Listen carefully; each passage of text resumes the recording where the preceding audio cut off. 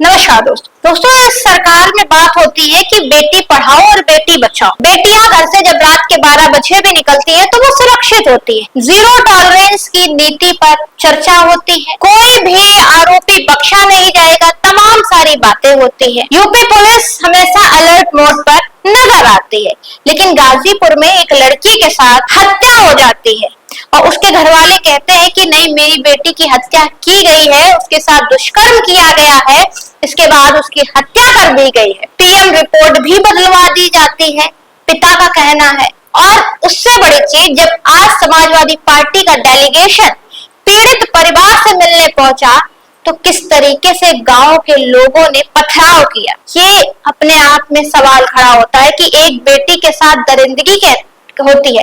परिवार वाले कहते हैं कि मेरी बेटी मरी नहीं है, उसकी हत्या की गई है, उसके साथ दुष्कर्म हुआ है। 2 लोगों के नाम परिवार वाले एफआईआर कराते हैं, गांव के ही हरिओम पांडे और अभिषेक पांडे, जिसमें हरिओम पांडे एक व्यक्ति की गिरफ्तारी भी हो चुकी है, पुलिस गिरफ्तार भी कर चुकी है। उसके बाद भी मामले को कितना दबाया जाता है। बेटी जान से भी जाए और बेटी की जब बात करने कोई विपक्ष पहुंचे तो विपक्ष के ऊपर पथराव किया जाए, ताकि देश में ये मुद्दा ना बन जाए। क्योंकि बातें होती है, ढोल पिटते हैं बेटी बचाओ और बेटी पढ़ाओ, ये उसी प्रदेश उसी देश की घटना है कि बेटी मरवा भी दी जाती है और इसके बाद कोई चर्चा नहीं होती है।